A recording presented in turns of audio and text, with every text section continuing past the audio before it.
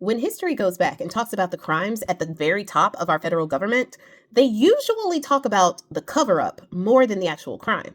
Looking at you, Watergate. The whole reason why we put gate at the end of every scandal. And this whole scandal about the E-Man files and how the federal government and the DOJ and the FBI are working in tandem to try to cover up Bonespurs' involvement in those files, as well as the involvement of people that we don't even know yet. When history looks back on this, they are going to look at the cover-up of these crimes more than anything else. And the cover-up is what judges like Judge Chutkan are focusing on right now.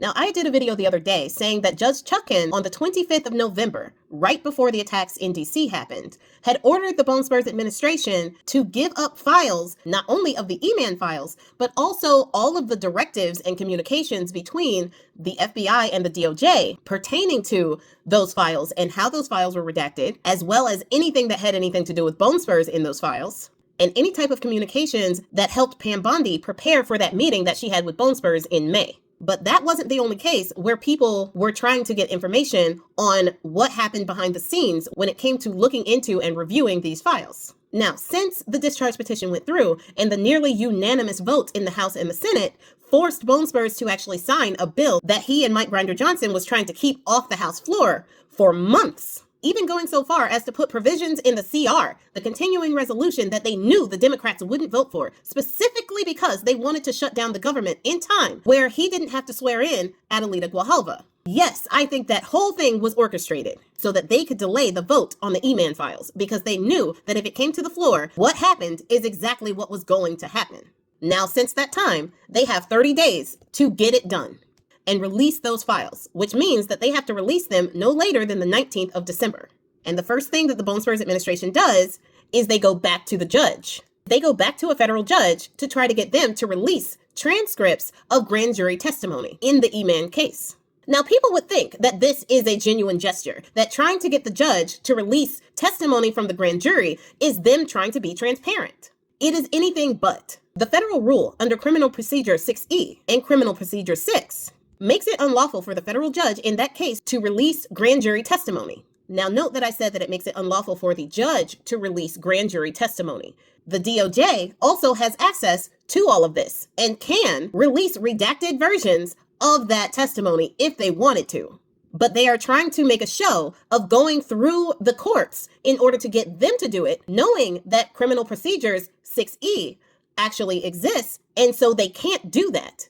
They want to be able to say that they went to the judge and the judge says it was unlawful to release that testimony, so that they can say we will release documents that the judge says are lawful to release. But the thing is, it is unlawful for the judge to release the testimony.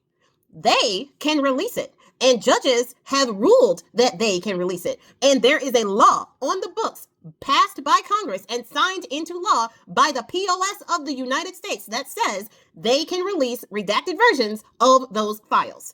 Every one of them. All of them.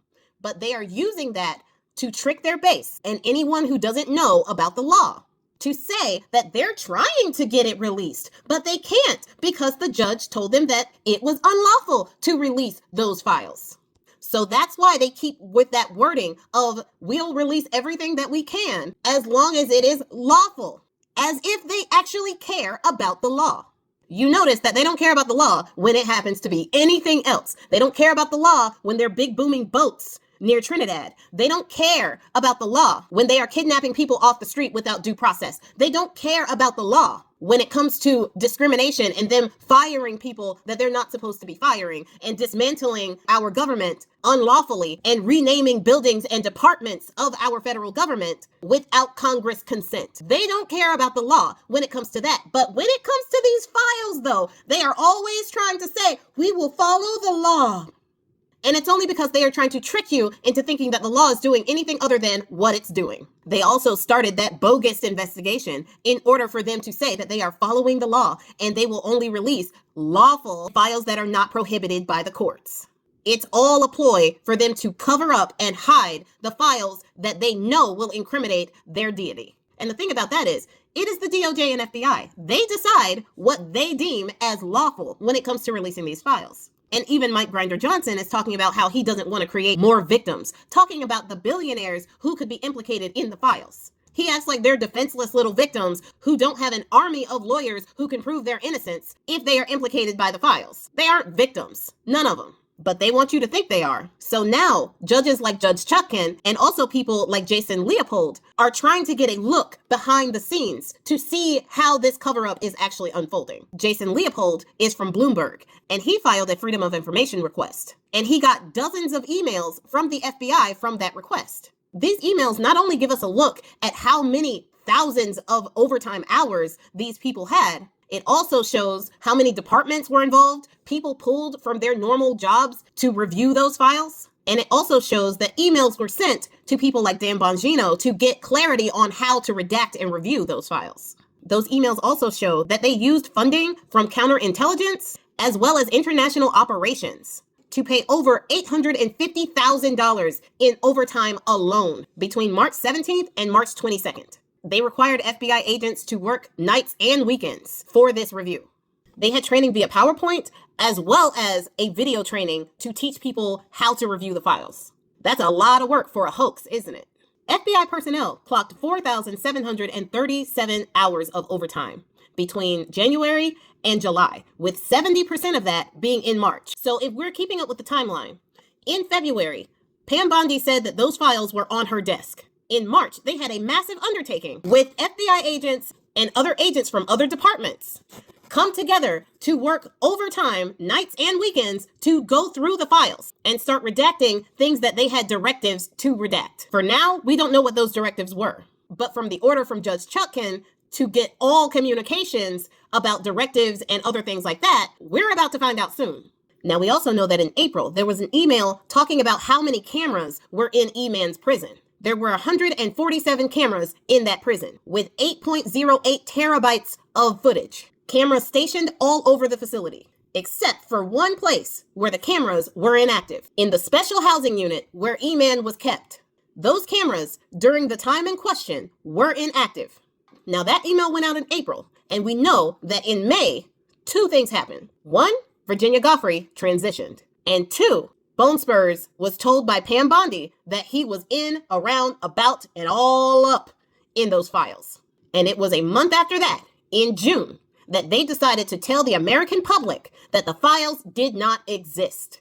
And they hoped at that point that all of this would go away. They would say that they had reviewed all the files and everything like that, and there was nothing else to it. The files didn't exist. What we got was what we got. There was no conspiracy. There was no book. There was no client list. No nothing. They hoped that that would exonerate Bone Spurs and that nobody would ask any more questions about E-Man, in which they put out a so-called raw footage video where there were 3 minutes missing.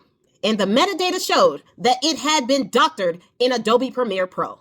When history talks about the horrible crimes of E-Man and all of the people who participated in that behavior, they will not only be talking about those crimes, they will be talking about the cover-up by this DOJ, by this FBI, by Bone Spurs, and this administration as a whole, Mike Grinder Johnson included. They will be talking about the cover-up for hundreds of years to come, if we last that long.